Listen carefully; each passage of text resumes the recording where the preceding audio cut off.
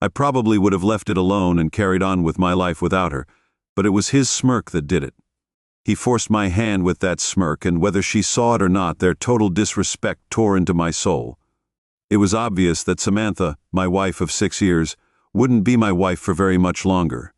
One of the issues in our marriage was that I had been working too hard for the past 6 months. I was in line for a big promotion, which would come with a significant increase in salary. This meant that Sam could quit her job, and we could start a family. Another challenge was that Samantha is a beautiful woman. She's one of those Samantha never learned to be assertive when men flirt with her.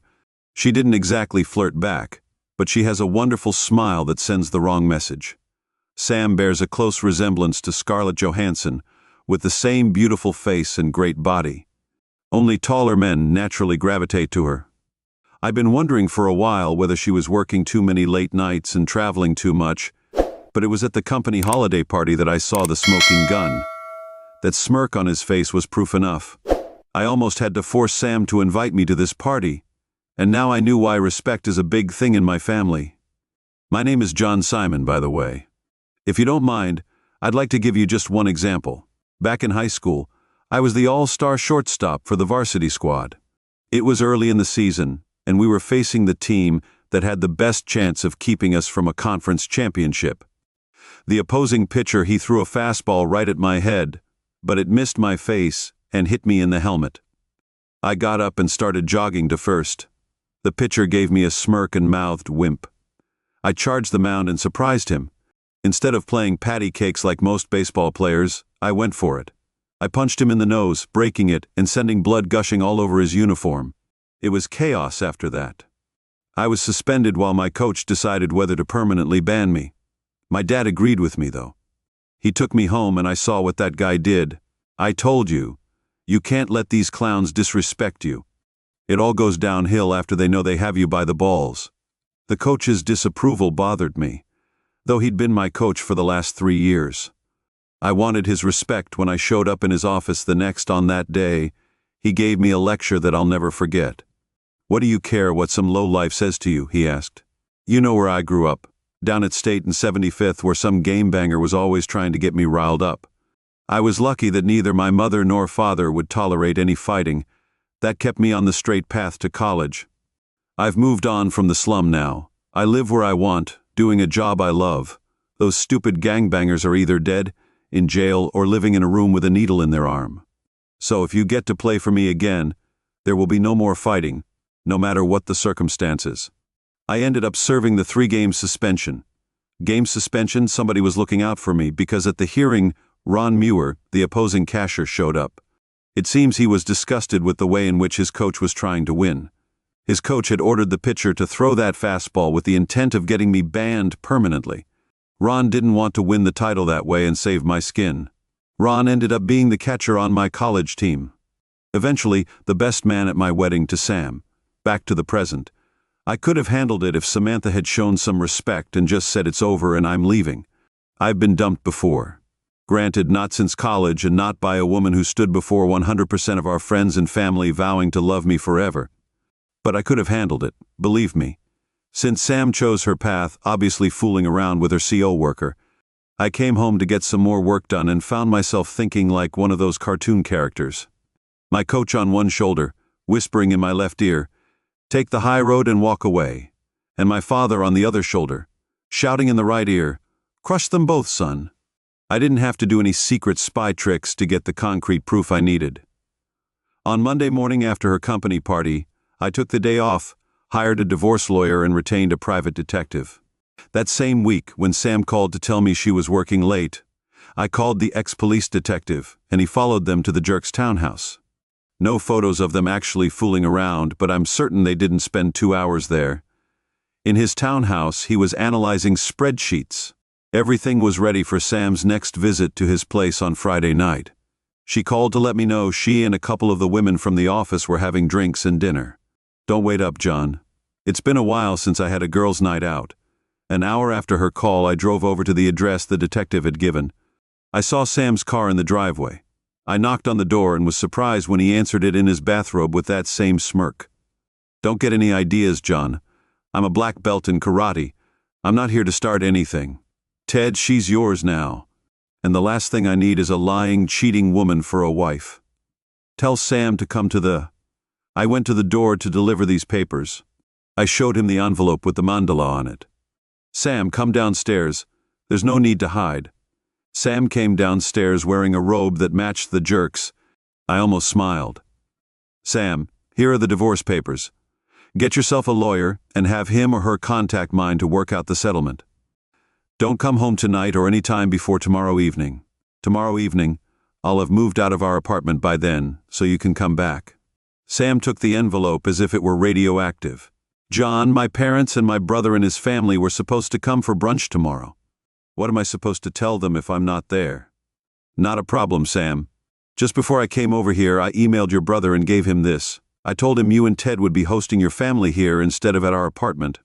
I'm assuming he'll get the message in time, but if not, I'll let them know about the change in venue when they arrive tomorrow. Bye. I looked at Sam.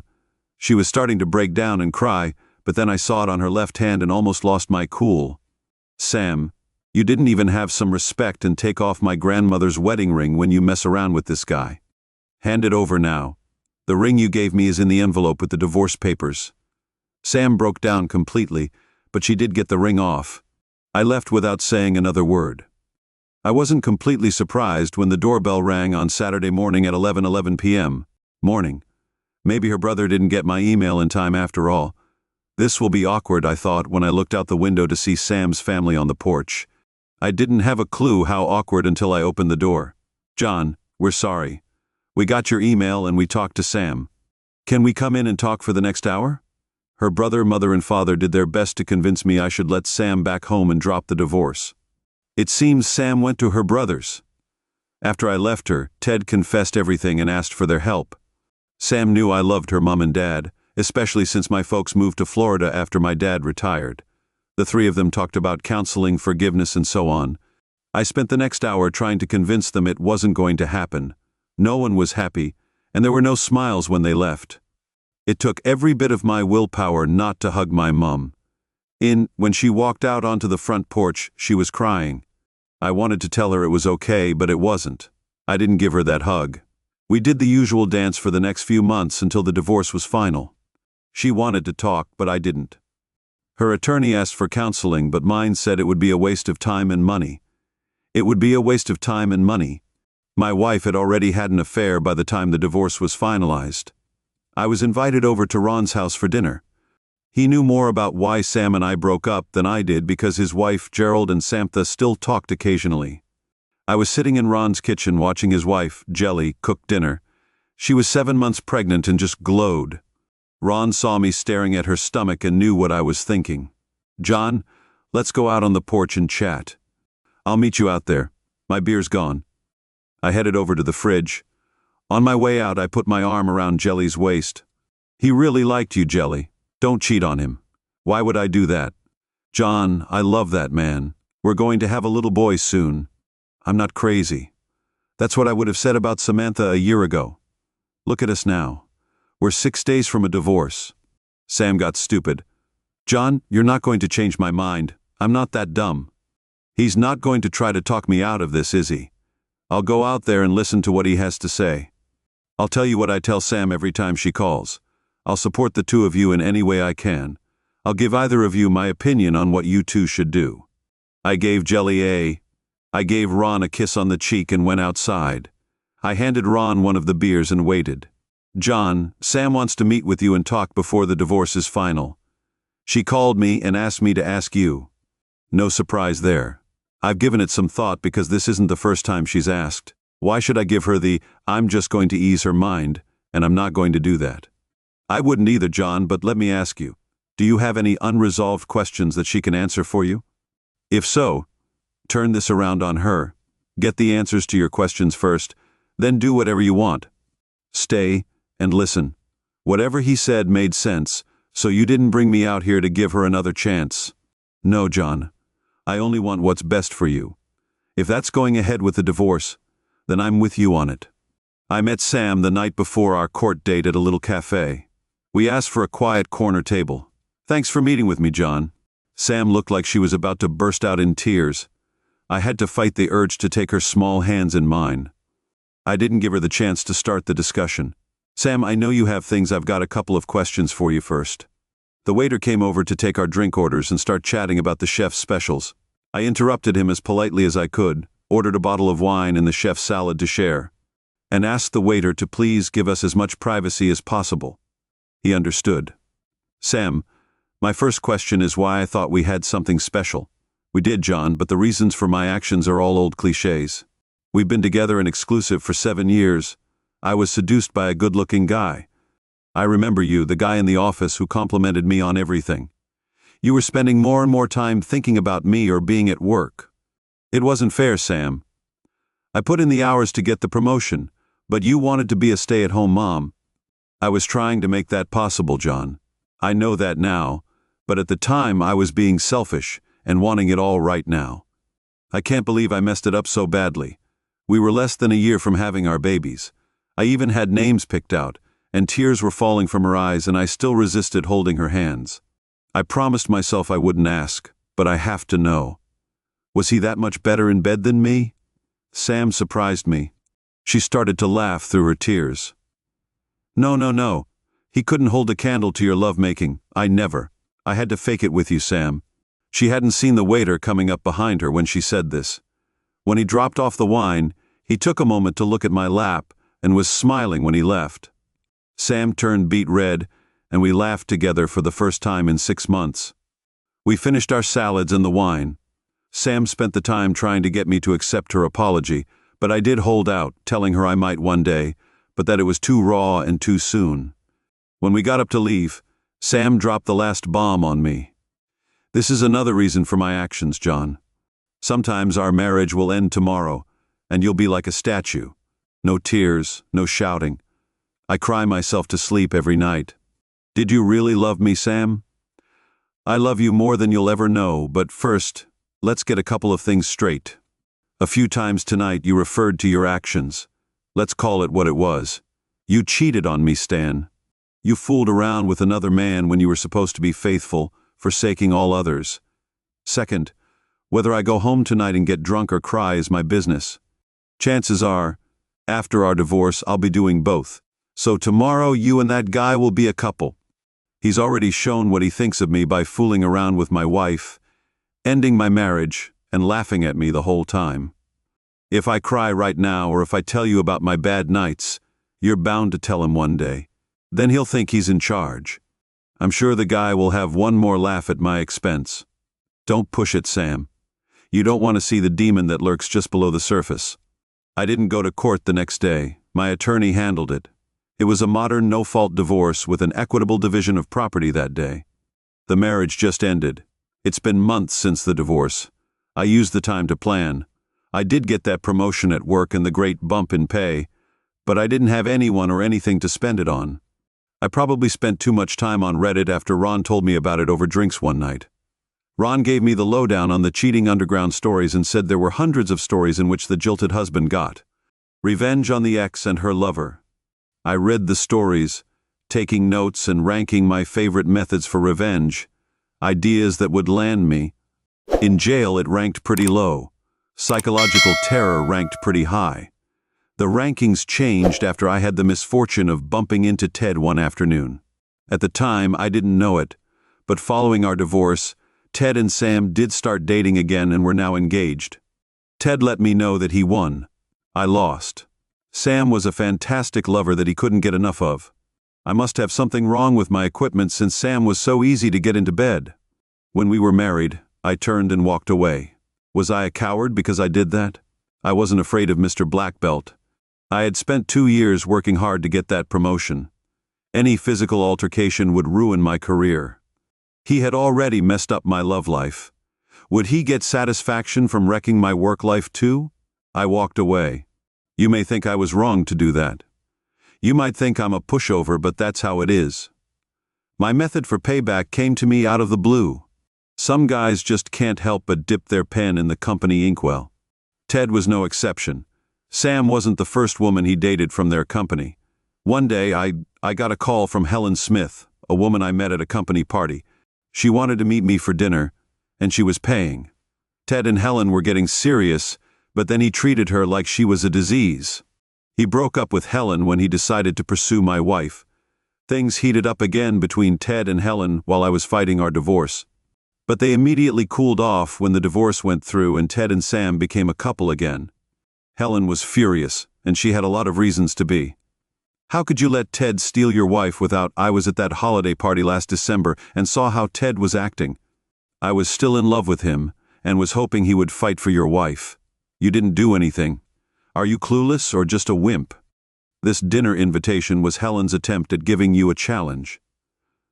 I needed to gain some courage. I sat back, took a drink of my wild turkey, and thought about how I would answer her challenge. Helen, I don't know you, and I'm not sure I can trust you. I'm not a wimp, and I can tell you that there'll be consequences, mark my words. Helen looked at me and said, Listen, I didn't think you were Sicilian, but if you're really interested in getting revenge, just wait a while and I'll call you. I went home that night, and my ideas started to come together. But could I trust Helen to keep her mouth shut? I discreetly made an inquiry to someone I could trust, and he confirmed Helen's story. Helen and Ted had dated, and my source said that the breakup coincided with Sam and Ted's open relationship. While we were talking, he apologized for not telling me about the affair and said that the company's senior management was tired of the romantic trauma surrounding Ted's affairs. They were in the process of rewriting the corporate policies regarding workplace romances, and that Ted was rumored to be skating on very thin ice during my separation and the 2 months since the divorce. I've been hiring an escort for my sexual and social release, Cindy. I think her name was Fox. I'd go to dinner or a show every couple of weeks and then end up having sex for a couple of hours before she went home. It cost me a lot, but like I said, I had no other money to spend since my promotion. It was my first time paying for sex, at least directly, but I didn't want to tempt myself with a rebound relationship. So Cindy became my go-to lady whenever I felt like it. She also became an important part of my plans.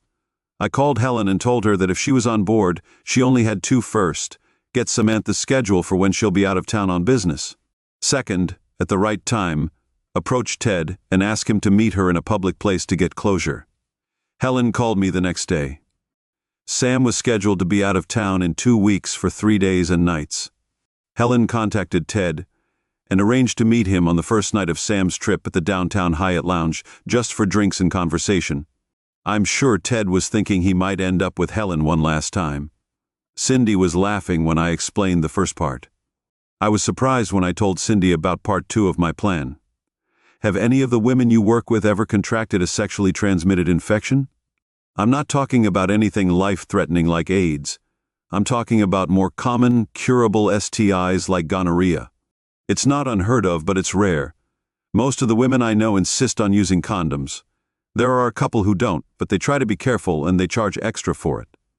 There have been a few cases of women needing to get treated for an STI. If you hear of any, please let me know.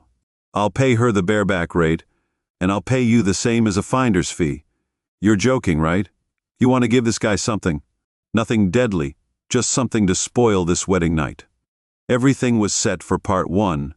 Cindy told me the details later that night.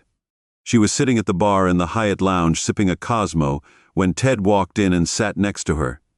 They exchanged smiles and Ted ordered a scotch. Cindy was wearing a typical business suit and looked very professional. Not that kind of pro, Ted's. His phone rang almost immediately. Sure, Helen, I understand. Hope your mom gets better. Ted hung up and immediately turned to Cindy. Hello. I just got stood up because my date's mom is sick. Can I buy you another drink? I've been on the road for 2 weeks and haven't seen my husband. I've been on my own. A girl starts to get randy. Cindy flashed the wedding band I bought in a pawn shop for this occasion. It was like waving a red cape at a bull. Ted took the bait. I introduced myself. We had a few drinks and chatted. Cindy had a third drink for about half an hour and tried to act a little tipsy before finishing her third Cosmo. Ted was trying to seduce her with little touches on her arm and leg and charming conversation with enough sexual innuendo to warm her up. Cindy told me it was hard not to laugh at all the effort. He was putting a lot of effort into this, especially considering she was getting paid. She finally had enough of the seduction and finished the Cosmo, then invited him up to her room. Ted and Cindy had sex twice up in her room, of course, but Ted didn't know that the entire event was being photographed. Cindy kicked him out, saying she needed to recover. She said she needed to get some sleep, but not before getting his cell phone number. Then she and I reviewed the photos on my laptop. I promised that any shots where she could be identified would be erased before either the camera or memory card left the room. Even after erasing half the photos, we still had a few dozen showing Ted in his underwear together fooling around. By the time the wedding rolled around, it had been about a month since we'd been with the stranger. I was hoping we'd get lucky before the month was out. In fact, it took about 2 weeks for Cindy to call me with the news. One of the girls was sick with gonorrhea. I only found out because she was asking me and another girl to cover while she took the cure. Did you tell her about she's willing to have a chat? But be aware she's a mercenary, and will probably charge you double because she figures you'll have a hard time getting a replacement. What about your rate? Does that change? No, I figure we have a deal and you always take good care of me. Which is true because Cindy and I met with this young lady who didn't give us her name. She made some arrangements with us for part 2, which will cost me a few G's, but it's worth it. Cindy called Ted the next day. Hey Ted, it's Cindy from the Hyatt. Remember me? How could I forget? Are you in town? You seem pretty full of yourself. We had a lot of fun that night, but what are you willing to do to make it the ride of my lifetime? I'm here at Hyatt with a coworker. She's a wild one. After what I told her, she thought you could handle us both. Can you get away tonight? Of course, Ted's self-centered. He thought that 2 women would want to fool around with him. I just need to make a quick phone call and I'll be in the lounge, not the room. Just come up to room 449. We'll be here. Bring some wine chilled. When Ted arrived at room 449, our mystery girl was there, but no Cindy. Where's Cindy? Ted asked. I got a call from home. Her son is sick and she's back in her room, walking her husband through the routine. She said it's his first time dealing with a sick kid, but you and I can get started. They did. Cindy never showed up, but our mystery girl did her best to make Ted forget about the threes after he left at 10. She met us at a local coffee shop and collected the balance I owed her. I admit I felt a bit guilty doing this to a guy, but he's such an ass that by the time he left I almost felt good about it. She picked up the envelope and walked out the door. Cindy looked at me and shrugged. She said she's a mercenary and that I'd paid her for the night. She asked if I wanted to go to my place and fool around, and I did. We did. I waited until the week after the wedding and finished my project. Both Sam and her company received envelopes in the mail with fake return addresses. Both envelopes contained a brief letter and a set of photos. Sam's letter read, Dear Mrs. Harris, I'm sorry to be the bearer of bad news, but it seems your husband and my wife have been seeing each other when she was traveling to your town. The PI hired to get me the proof provided me with these photos. I only included those that show his face, so you would have no doubt it's him. I wasn't going to inform you except I just received word from my doctor that she's infected me with the social disease. You may want to get tested. Signed, the soon-to-be ex. Dear Sir, I hope this letter finds you well. I just wanted to share some information about a man who works for your company. My wife has informed me that he picked her up at a bar, got her drunk and proceeded to give her a social disease. I'm not sure if you'll see this letter or if you'll care, but I'd advise you to keep an eye on him. Best regards, it seems he has no morals. My husband signed the letter. Things quickly fell into place. Sam's family had the marriage annulled. Old Ted got fired, and I've heard they were both on meds. It helps to have a friend in the county health service department. I pretty much went about the business of getting on with my life. Sometimes I imagine what would happen next. In one scenario, I beat the living daylights out of Ted. In another, I pretend to get back with Sam, take her to a foreign country, then leave her stranded there without any cards, passport, etc. I might have done it too. Except for the vision of her mother and what it would do to her. I may have been that cruel to my ex-wife, but I would never have been that cruel to my former mother-in-law. I was interested in the law, but I quickly lost interest as my new job became more interesting and challenging. That is until the next Simon Sully family picnic. Uncle Vin, my father's older brother, was there. Uncle Vin is connected, if you get my drift. He called me over and we had a quiet chat. Johnny, tell me about your divorce. What happened? I like that girl. I gave Uncle Vin the Reader's Digest version of our breakup. What did you do about it? Then I explained what I had done to her. Seek revenge is a bit wicked, but not exactly scorched earth. Uncle Vin, I did my best to put it behind me and take the high road. I told him why, that's good, and those are great reasons. You know, that baseball coach really did you a good turn. Uncle Vin wasn't any more or less a big good when it came to racial matters, but he always thought it was funny that a black man from the Chicago slums had as much influence on my life as my father. If you took after that hot, I think if you'd had a different dad, you might not be the man you are today. I had to settle my little brother down a lot, or he would have ended up dead or in jail. You never really talked to Coach Price, did you? I only saw him a few times, and not since I was a junior in college. I kind of let it slip that you should look him up. He volunteers at the Boys and Girls Club down on West Palmer. You should tell him what he's done for you. It's good to hear that from your dad sometimes, but right now, go over to him and give him a hug and tell him you love him. He needs to hear that too. Uncle Vin was a funny guy. I've heard that he's feared by many, but he always acted like a teddy bear around me. I did go to see Coach Price, and he convinced me to start volunteering at the club. I even started dating his niece. She was a beautiful woman, but that's another story. In other words, there was no drama, just love. One last thing, on my 30th birthday, I received a birthday card from Uncle Vin. It simply read, "Happy birthday, nephew." Nobody laughed at a Simon S. It seems that a certain Ted Harris was found last night in the alley behind the bar he frequents. He was the victim of a mugging, but it wasn't life-threatening. He did, however, sustain some injuries, including a broken nose, broken fingers and ribs, and 2 severely swollen testicles. It seems his black belt was left at home that night. I'd like to thank everyone who took the time to listen to today's stories. If you enjoyed it, please consider liking and subscribing. If you haven't already, feel free to share your thoughts on the events in the comments below. Take care.